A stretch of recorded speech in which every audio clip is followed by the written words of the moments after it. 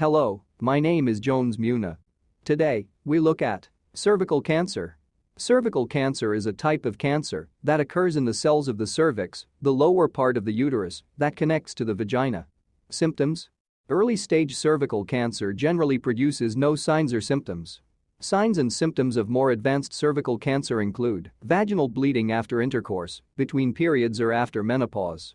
Watery, bloody vaginal discharge that may be heavy and have a foul odor. Pelvic pain or pain during intercourse. Types: the type of cervical cancer that you have helps determine your prognosis and treatment. The main types of cervical cancer are squamous cell carcinoma. This type of cervical cancer begins in the thin, flat cells, squamous cells, lining the outer part of the cervix, which projects into the vagina. Most cervical cancers are squamous cell carcinomas. Adenocarcinoma. This type of cervical cancer begins in the column-shaped glandular cells that line the cervical canal. Causes: cervical cancer begins when healthy cells in the cervix develop changes, mutations, in their DNA. The mutations tell the cells to grow and multiply out of control, and they don't die. The accumulating abnormal cells form a mass, tumor. Cancer cells invade nearby tissues and can break off from a tumor to spread, metastasize, elsewhere in the body. It isn't clear what causes cervical cancer, but it's certain that HPV plays a role.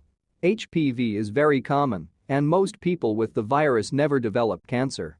This means other factors, such as your environment or your lifestyle choices, also determine whether you'll develop cervical cancer. Complications. Many women with cervical cancer will have complications.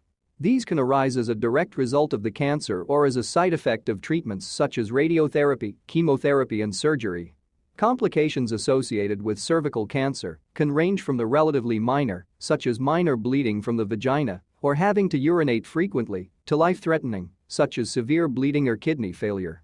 Diagnosis: if cervical cancer is suspected, your doctor is likely to start with a thorough examination of your cervix.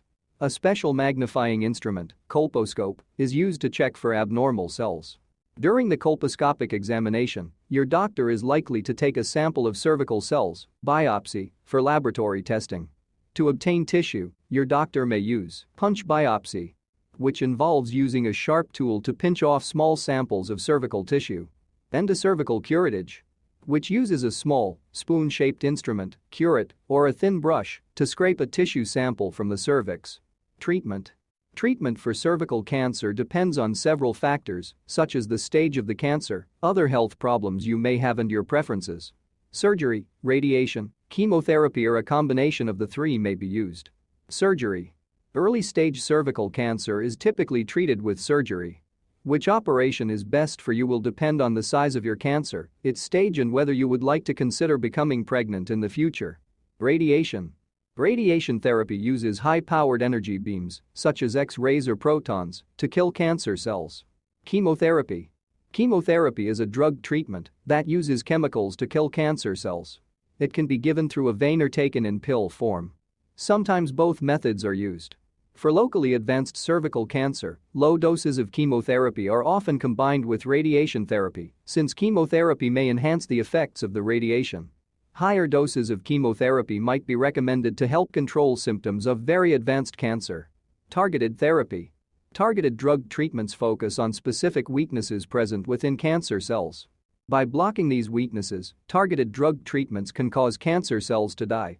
Targeted drug therapy is usually combined with chemotherapy. It might be an option for advanced cervical cancer. Immunotherapy. Immunotherapy is a drug treatment that helps your immune system to fight cancer. Your body's disease-fighting immune system might not attack cancer because the cancer cells produce proteins that make them undetectable by the immune system cells. Immunotherapy works by interfering with that process. For cervical cancer, immunotherapy might be considered when the cancer is advanced and other treatments aren't working. Thanks for listening and keep studying.